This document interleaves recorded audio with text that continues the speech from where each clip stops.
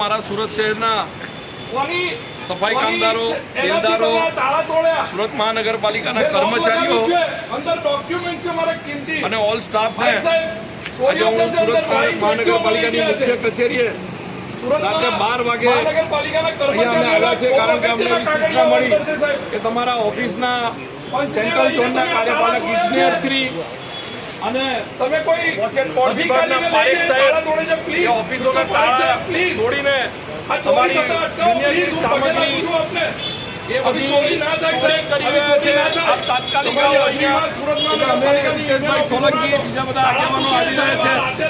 એ અમે અહીંયા પહોંચ્યા તો ખરેખર સાહેબ પ્લીઝ અહીંયા હું હાથ જોડું સાહેબ તોડીને એ લોકોએ દરવાજો જે તાળું તોડવાના પણ કઈ કાયદા છે એ કાયદાથી ઉપર જઈને એમણે ઓફિસનું તાળું તોડ્યું છે. અંદરથી આપણી ચીજ વસ્તુઓ લઈ ગયા છે. અમુક ત્રાહિત વ્યક્તિઓ જેને સુરત મહાનગરપાલિકા સાથે કઈ નથી લાગતું એવા ત્રાહિત વ્યક્તિઓને લઈને અંદર ગયા છે. હવે શું અંદર કરશે એ રામ જાણે. આજે સુરત મહાનગરપાલિકાના ઇતિહાસમાં પહેલી વખત એકથી આખે રાતે 12 વાગે ઓફિસોના તાળા તૂટ્યા છે.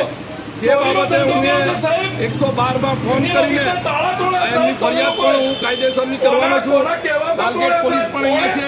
મને એ વિચાર નથી આવતો કે રાત્રે આ કામગીરી કરવાની શું છૂટ પડી છે આ લોકોને. આ દિવસે પણ થઈ શકે છે.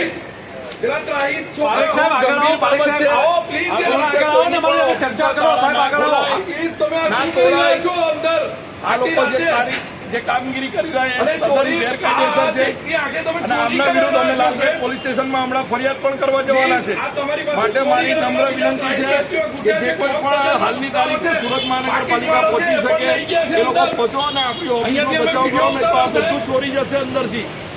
સુરત મહાનગરપાલિકાના કર્મચારીઓના ખૂબ અગત્યના પેપર્સો, કોમ્પ્યુટરો, એમના ડેટાઓ, અંદર પૈસા પણ રાખ્યા છે, યુનિયનનું લવાજમ, ઓફિસને પૈસાની એની જવાબદારી કોની? આ ફંડ એ બધું લૂંટી રહેશે આ લોકો. મારી નમ્ર વિનંતી છે, હું પોલીસ ખાતાને નમ્ર વિનંતી કરું છું. અમો અનુસૂચિત જાતિના, વાલ્મીકી સમાજના, મેઘવાડ સમાજના, નાડિયા સમાજના કર્મચારીઓ હોય, અમારી ઓફિસો હોય એને બચાવો. મારી નમ્ર વિનંતી છે. દલિત સમાજના આગેવાનોની ઓફિસો તોડી રહી છે. દલિત કામદાર કર્મચારીઓની ઓફિસ તૂટી રહી છે. નમ્ર વિનંતી છે મારી.